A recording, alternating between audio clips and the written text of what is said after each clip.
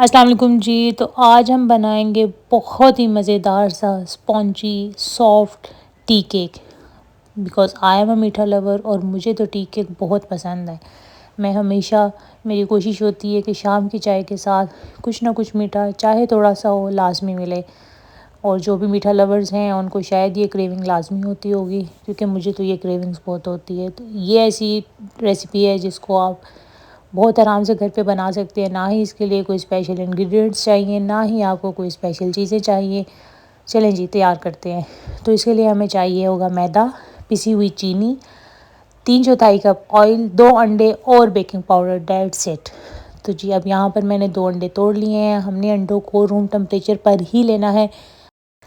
अंडे अगर आप रूम टेम्परेचर वाले नहीं लेंगे तो उससे आपके अंडे में जो फ्लफ़ीनेस है वो नहीं आएगी। यहाँ पर इस रेसिपी के लिए हमें टी केक के लिए अंडों की फॉर्म नहीं बनानी, हमें उसको हल्का सा फ्लफ़ी करना है। तो हमें इलेक्ट्रिक बीटर की ज़रूरत नहीं है। हम आराम से उसको हैंड बीटर या हैंड विस्क से आराम से यूज़ कर सकते हैं। उसको हम जितना फेंटते जाएंगे वो थोड़ा सा फ्लफ़ी होता जाएगा। अच्छा जी, सबसे पहले 2 अंडे ले लिए हैं, उसको मैंने अच्छी तरीके से फेंट लिया है। जब उसके ऊपर हल्का सा झाग आया तो मैंने उसमें चीनी डाल दी है। चीनी मैंने यहाँ पर 1 कप ली है और पिसी हुई चीनी इस्तेमाल करनी है, आपने साबुत चीनी इस्तेमाल नहीं करनी है। अच्छा, यहाँ पर मेरी वीडियो रिकॉर्ड नहीं हुई थी। जो ऑयल है हमने वो 3/4 कप ऑयल लेना है, 1 पूरे कप से थोड़ा सा कम, क्योंकि हमने यहाँ पर मैदा भी 1 ही कप लिया है।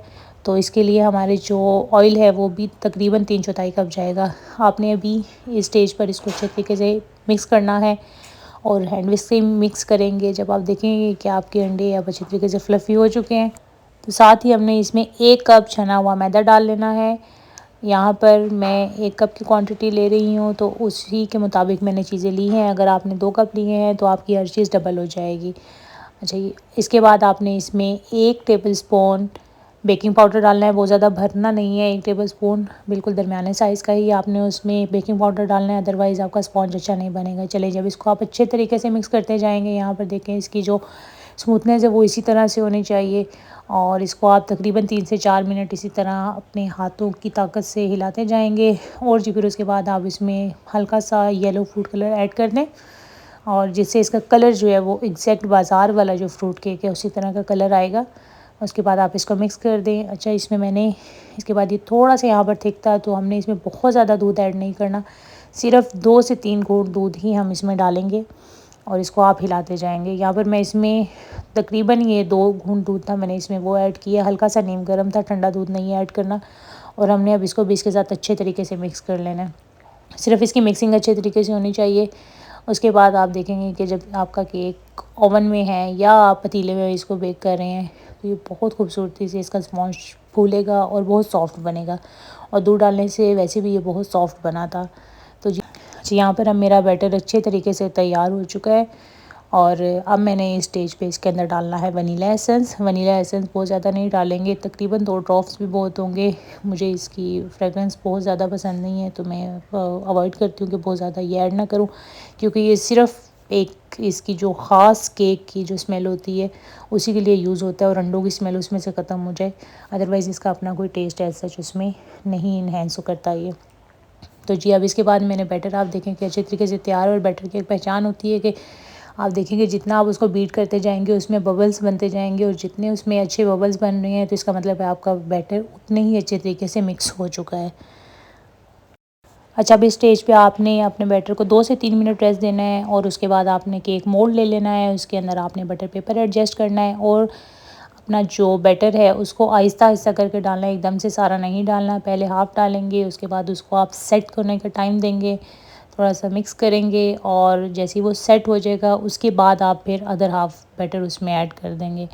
यहाँ पर मैं अपना बैटर मोल्ड में एडजस्ट कर रही हूँ, थोड़ा सा उसको हिलाएंगे और ये फ़ौरन से सेट हो जाता है। उसके बाद हम इसमें बाकी जो आपका बैटर है वो ऐड करेंगे। और आपने इसको फुल भरना नहीं होता, क्योंकि ये स्पॉन्ज भी जब इसका बेक होता है ये फूल जाता है तो ये ऑटोमेटिकली वैसे ही बहुत ऊंचे साइज़ का हो जाएगा और बड़ा हो जाएगा। तो आपने अवॉइड करना है कि आपका जो मोल्ड है वो फुल एंड तक भरा हुआ नहीं होना चाहिए, नक्को नक नहीं भरना। आपने उसमें तकरीबन 1.5 इंच का फासला रखना है। यहाँ पर मैं बैटर डाल रही थी और इसी स्टेज पे मैंने अपने ओवन को प्री हीट होने के लिए रख दिया था ऑलमोस्ट 180 डिग्री पे मैंने उसके दोनों अपर एंड लोअर रॉड्स ऑन कर दिए थे। और अब इसके बाद मुझे सीसम सीड्स बहुत पसंद है तो मैंने इसके ऊपर वो डाल दिए थे। एक तो इससे बेक होने के बाद ये खूबसूरत बहुत लगते हैं और टेस्ट में भी बहुत मज़े के लगते हैं। चलिए जी, अब इसके बाद ये ऑलमोस्ट इसने 30 से 35 मिनट ये लेगा। मेरे पास इलेक्ट्रिक ओवन है, उसमें इतना टाइम लगा था। और उसके बाद आप देखें कि ये कितनी खूबसूरती से तैयार हो गया है। और मुझे बहुत जल्दी थी तो मैंने इसको गरम गरम ही कट कर लिया। आपने इसको सेट होने का थोड़ा सा टाइम देना है, एटलीस्ट 10 मिनट्स, जिससे ये ठंडा भी होगा और आपका हाथ भी नहीं जलेगा। आप चेक करें कि ये कितनी खूबसूरती से इतना नरम है कि आराम से ये कट रहा है। पीसीज में कट करें और साथ चाय के साथ सर्व करें, मेहमानों को दें, और अगर किसी का रिश्ता आना है तो जी आप तो लाज़मी ये बना के रखें अपने इन लॉज़ के सामने। आपकी सास ने कहना है मुझे तो यही बहू चाहिए। आप देखें कितना सॉफ्ट मेरा केक तैयार हुआ था, इतना नरम था कि हल्के से हाथ से ही वो टूट रहा था और इसका टेस्ट भी बहुत मज़े का था। अच्छा, इसको आपने लाज़मी ट्राई करना है और उसके बाद आप मेरी वीडियो को लाइक भी कर दें, कोई नहीं आपका खर्चा आएगा। और जी कमेंट करके भी बताएं कि अगर आपने ये केक बनाया है तो कैसा बना है। दुआ में याद रखें। अल्लाह हाफ़िज़।